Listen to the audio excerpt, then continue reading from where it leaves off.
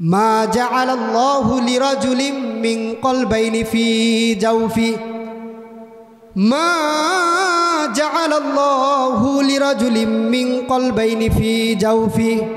আল্লাহ তাআলা বলেন, আমি প্রত্যেকটা মানুষের মধ্যে একটা করে কলব দিছি, দুইটা কলব দেই নাই।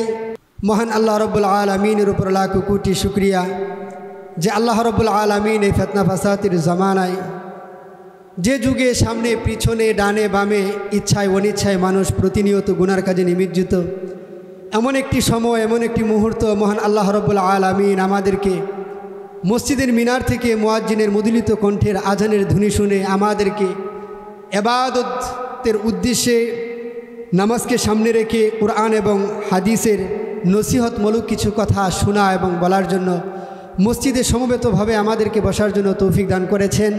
সেই জন্য অন্তরের স্থল থেকে মধুলিত উচ্চ কণ্ঠে শুকর আদায় করি আলহামদুলিল্লাহ। প্রিয় উপস্থিতি, পবিত্র কুরআনের যে আয়াতে কারিমা তেলাওয়াত করেছি, রাসূলুল্লাহ সাল্লাল্লাহু আলাইহি ওয়াসাল্লামের লক্ষ লক্ষ হাদিস থেকে আজকে আপনাদের সম্মুখে যে হাদিস শরীফ পেশ করেছি, আজকের আলোচনার বিষয়বস্তু হলো দুনিয়ার ভালোবাসা প্রসঙ্গে। সকাল থেকে সন্ধ্যা, সন্ধ্যা থেকে সকাল পর্যন্ত সদা সর্বদাই আমরা যে দুনিয়ার জন্য ফিকির করি, দুনিয়ার মোহের মধ্যে পড়ে আছি।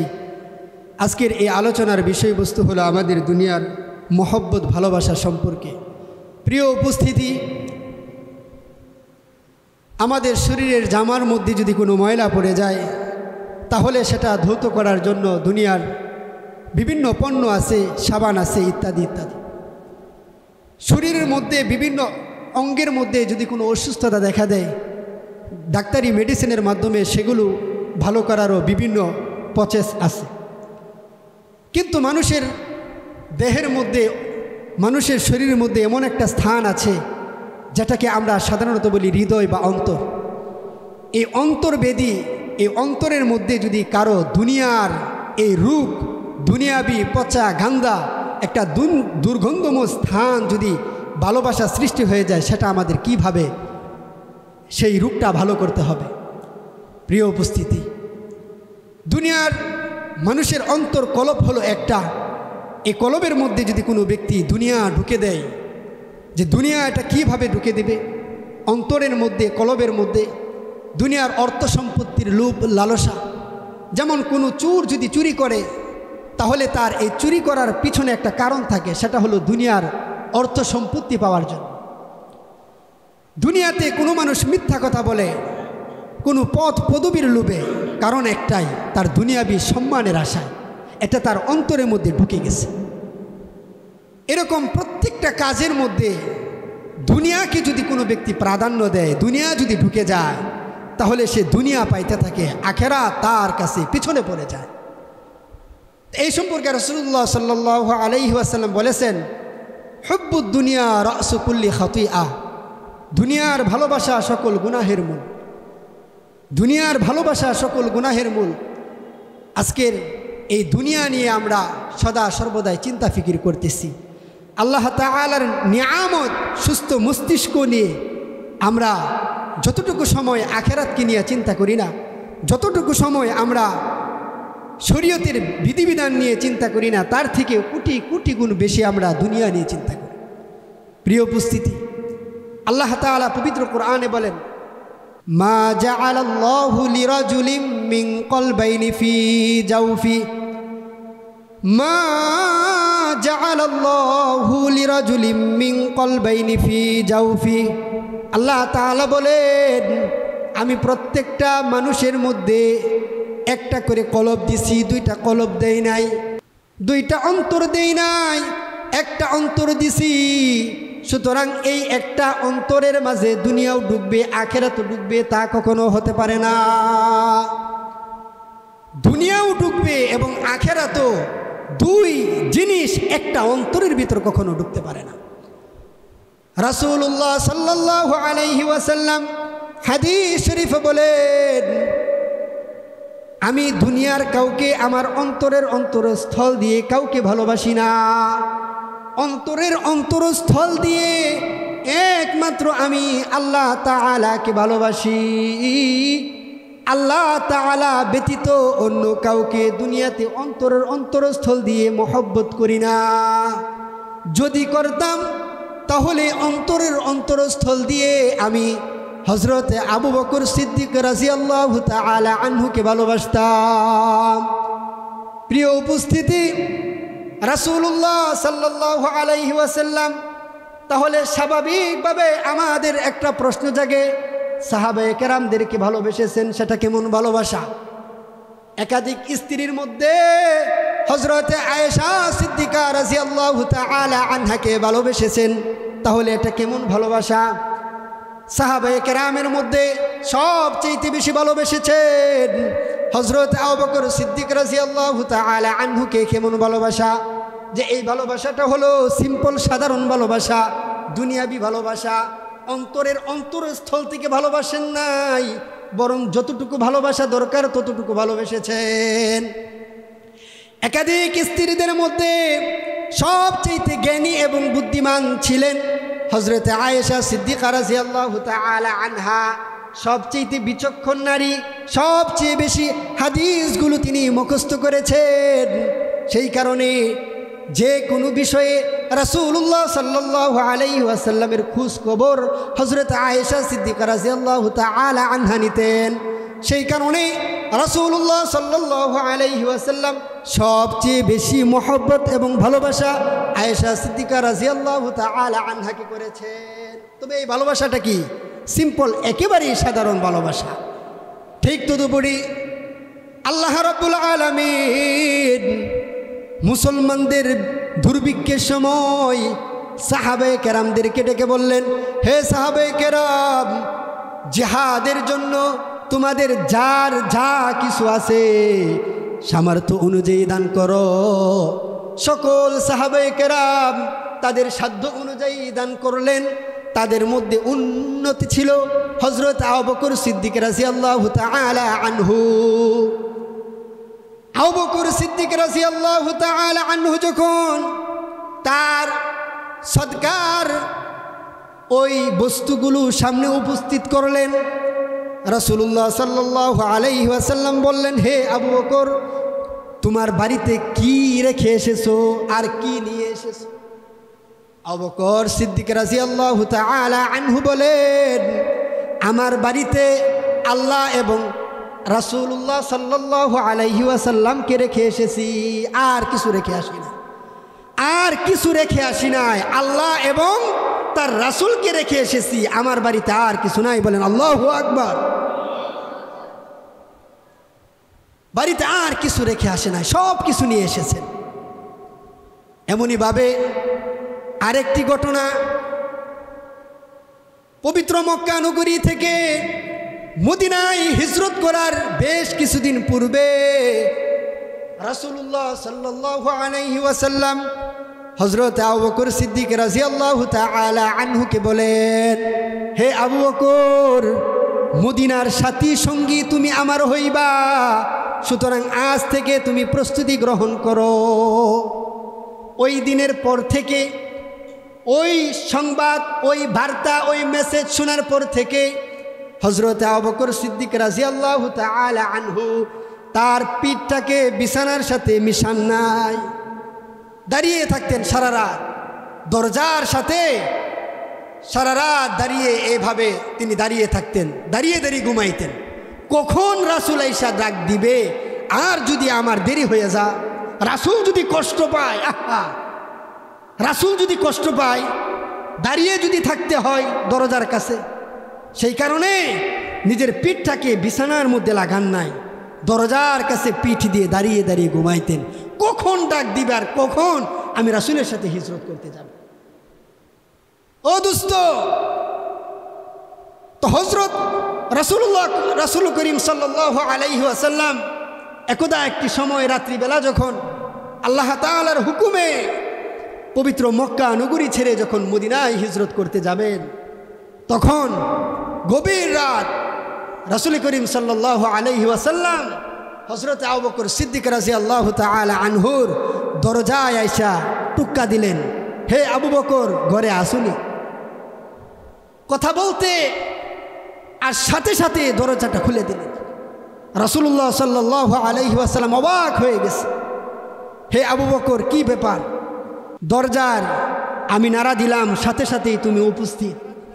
হযরত আবু বকর সিদ্দিক রাদিয়াল্লাহু তাআলা আনহু বলেন, হে আল্লাহর রসূল, আপনি যেদিন আমাকে বলেছেন পবিত্র মক্কা নগরী থেকে মদিনায় হিজরত করবেন, ওই দিন থেকে আজ অবধি পর্যন্ত আমি আমার বিছানাটাকে আমার পিঠটাকে বিছানার সাথে আমি লাগাই না। সারা রাত এইভাবে দাঁড়িয়ে থাকতাম। কখন আল্লাহ তাআলার দুস্ত, কখন পিয়ারে হাবিব সাল্লাল্লাহু আলাইহি ওয়াসাল্লাম আমাকে ডাক দিবে আর আমি সাথে সাথে উপস্থিত হব। কারণ আমাকে ডাক দেওয়ার পরে সামান্যতম সময় যে আপনি এখানে দাঁড়িয়ে থাকবেন, যদি আপনার কষ্ট হয় তাহলে তো আল্লাহ নারাজ হয়ে যাবে। আল্লাহু আকবার! এত ভালোবাসা, এত মহব্বত ছিল রাসূলের উপর। মুহতারাম হাজরিন, তো এই ছিল আবু বকর সিদ্দিক রাদিয়াল্লাহু তাআলা আনহু, রাসূল করিম সাল্লাল্লাহু আলাইহি ওয়াসাল্লামের উপর ভালোবাসা। এত ভালোবাসা ছিল, কিন্তু এই সকল ভালোবাসাগুলো ছিল দুনিয়াবি ভালোবাসা, প্রয়োজনীয় ভালোবাসা, অন্তরের স্থল থেকে ভালোবাসেন নাই। কবি বলেন, আমরা আল্লাহ তাআলাকেও পেতে চাই এবং দুনিয়াকেও পেতে চাই, অর্থাৎ দুনিয়াও লাগবে, আখেরাতও লাগবে। এই হলো আমাদের অবস্থা। প্রিয় দোস্ত, দুনিয়া এবং আখেরাত এই অন্তরের মধ্যে স্থান দেওয়া, একসাথে দুইটাকে স্থান দেওয়া যাবে না।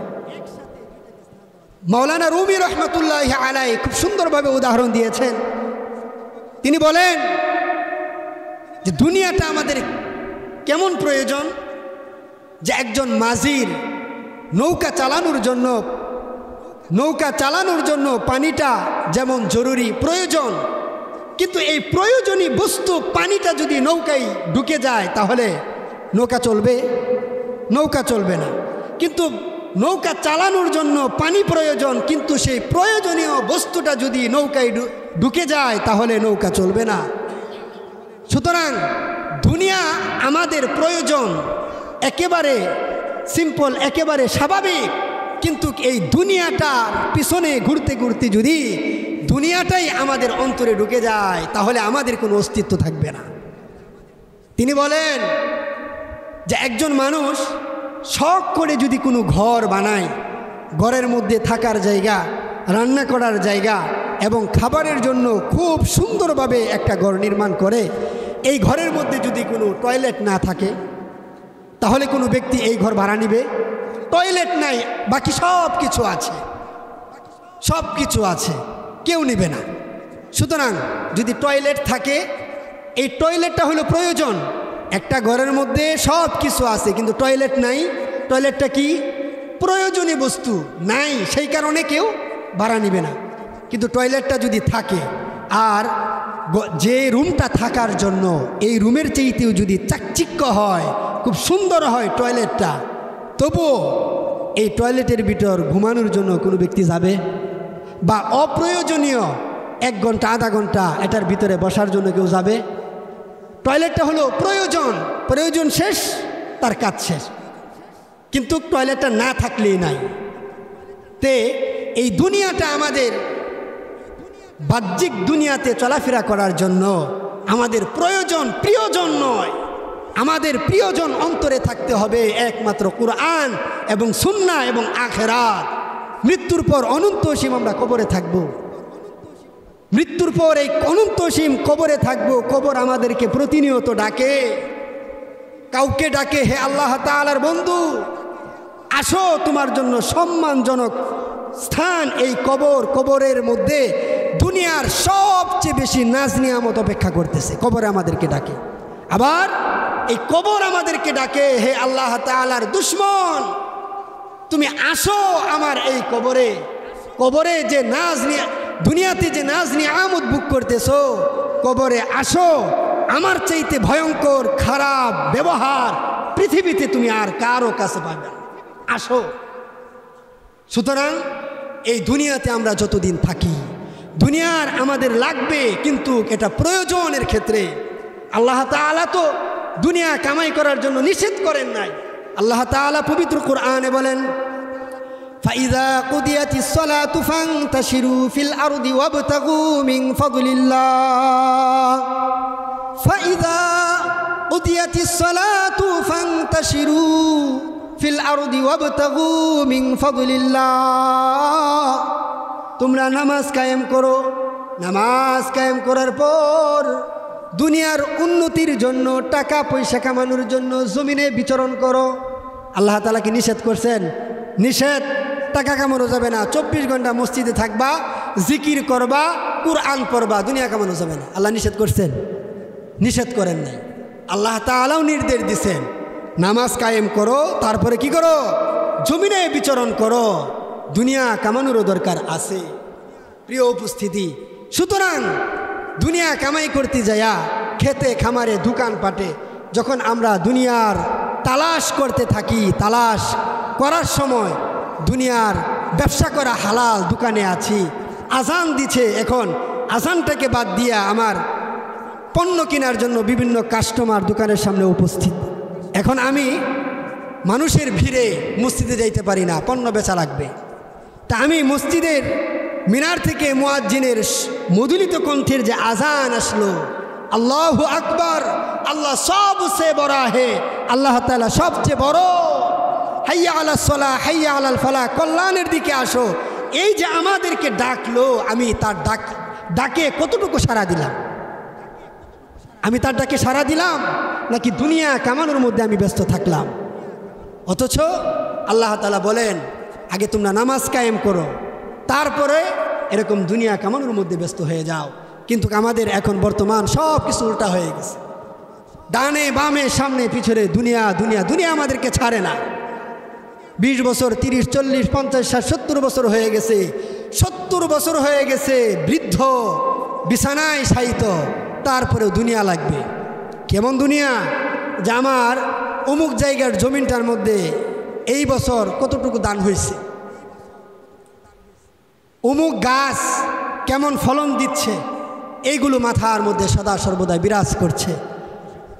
একজন টকবকে যুবক ছিল একটা সময়, বৃদ্ধ হয়ে গেছে, কবর প্রতিনিয়ত ডাকতেছে, শয়নে স্বপনে সদা সর্বদাই কবর দেখে, জান্নাত জাহান্নামগুলো দেখে, কেউ নাই অসুস্থ অবস্থায় পাশে, তারপরেও দুনিয়া দুনিয়া দুনিয়া আমাদেরকে ছাড়ে না।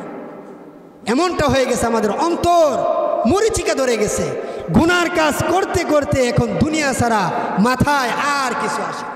প্রিয় উপস্থিতি, সুতরাং দুনিয়ার বাহ্যিক যে ময়লা আমাদের শরীরের মধ্যে যদি কোনো ময়লা থাকে, সেগুলো আমরা একাধিকবার ধৌত করার দ্বারা, গোসল করার দ্বারা পরিষ্কার পরিচ্ছন্নতা হয়ে যায়। আমাদের জামার মধ্যে কোনো ময়লা হলে সেগুলো সাবান দিয়ে ধৌত করে পরিষ্কার পরিচ্ছন্নতা হয়ে যায়।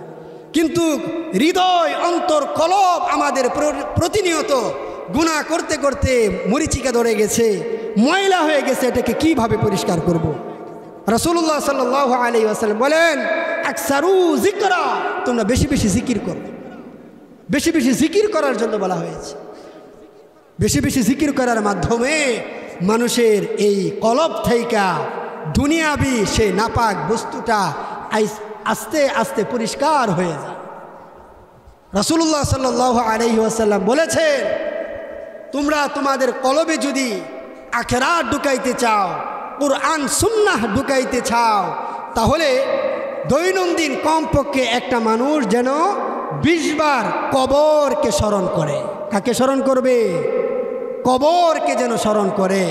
কবরকে যদি কোনো ব্যক্তি 20 বার স্মরণ করতে পারে, যে কবরের মধ্যে আমার বড় ভাই চলে গেছে, আমার বাবা চলে গেছে, আমার দাদা চলে গেছে, এই এলাকার সবচেয়ে ধনাঢ্যবান ব্যক্তি চলে গেছে, সবচেয়ে প্রভাবশালী ব্যক্তি চলে গেছে, আমিও থাকতে পারবো না। কবরে যখন রাখা হয়েছে, শীত সিজনে সেখানে কবরের মাটির উপর কোনো জাজিম দেওয়া হয় নাই, সাদা কাফন পরে তাকে সেখানে রাখা হয়েছে। গরমের মধ্যে তাকে সেখানে ফ্যান দেওয়া হয় নাই, কোনো পাখা দেওয়া হয় নাই, এইভাবে তাকে কবরের মধ্যে রাখা হয়েছে। সুতরাং আমিও চলে যাব, এই কবরে থাকার জায়গা না। এইভাবে যদি কোনো ব্যক্তি নীরবে নির্জনে 2 চক্ষু বন্ধ করে যদি কবরকে স্মরণ করতে থাকে, তাহলে দুনিয়ার মহব্বত তার অন্তর থেকে চলে যাবে, আখেরাতের ভালোবাসা মহব্বত তার অন্তরে সৃষ্টি হবে। সুতরাং আমরা যারা উপস্থিত আছি, কমপক্ষে আল্লাহ তাআলা দৈনন্দিন আমাদেরকে 5 বার 10 বার 20 বার আমাদেরকে কবরকে স্মরণ করার তৌফিক দান করুন। সকলে বলে আমিন।